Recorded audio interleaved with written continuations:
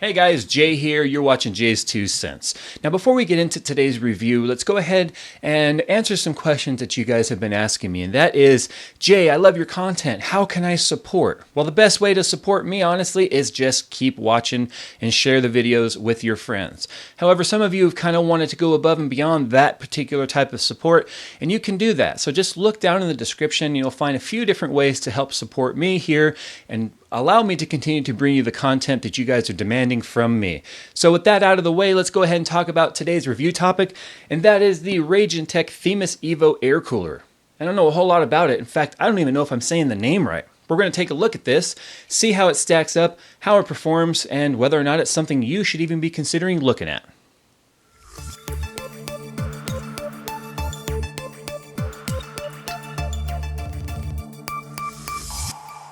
Get 10% off anything from Cooler Master at the CM store. See the description for details.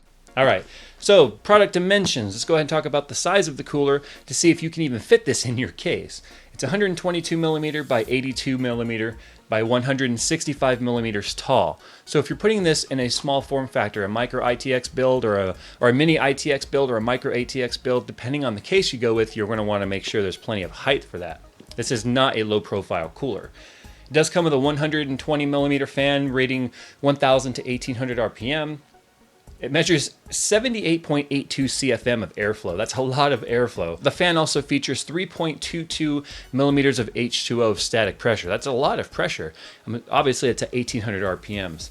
Life expectancy is 40,000 hours, and the noise level is 27.86 dB at max. I'm going to call shenanigans on that number because I've yet to come across any fan that has ever hit its dB decimal rating. That's a whole nother video when it comes to companies and the way that they rate their fan noise.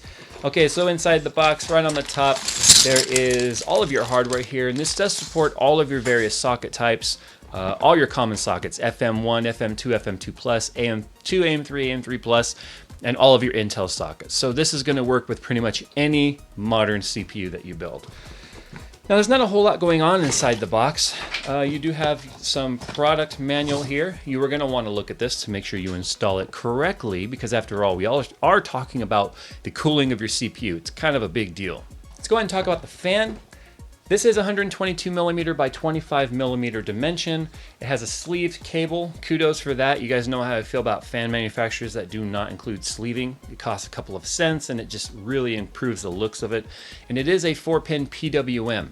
So it is going to ramp up and slow down based on the load on your CPU. Now the actual fan blades on this are very aggressive. They have a very aggressive angle, which is how they're able to get that massive static pressure on there.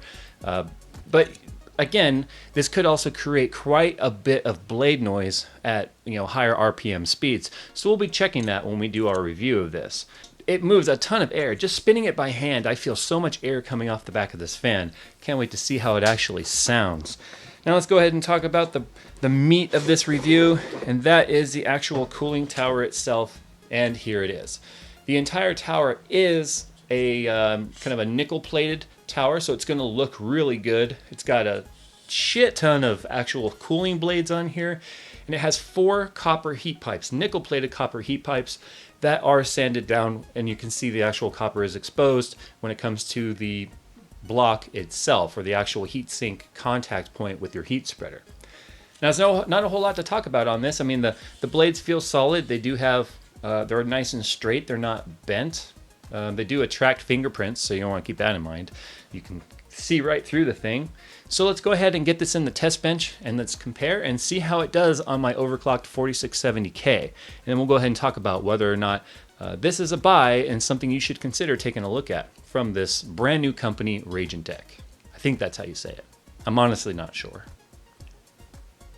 Hey guys, so before I could even start talking about temperatures on this, I ran into a problem that's actually really common, and many of you have probably experienced yourself, where the fan was actually hitting the RAM on my test bench. Now this isn't a big deal if you have standard height RAM or RAM that doesn't have a tall heat sink on it or heat spreader like my ADATA RAM does. so it may not even be an issue for you. So in my case, the fan was striking the RAM, and what I had to do was I had to, instead of doing a push configuration, which would be desired on a heatsink tower like this, I had to go into a pull configuration by putting the fan on the opposite side. I don't feel that that is the most optimal fan setting for a heatsink tower like this, where it's air cooled, so I just want you to be mindful of that while we're talking about the temperatures here moving forward. Okay, first things first, the installation is really simple. The backplate fits all of your sockets. You have one backplate for everything. The fan mounts with these little rubber tabs that just kind of hook onto the heatsink, so it's really simple.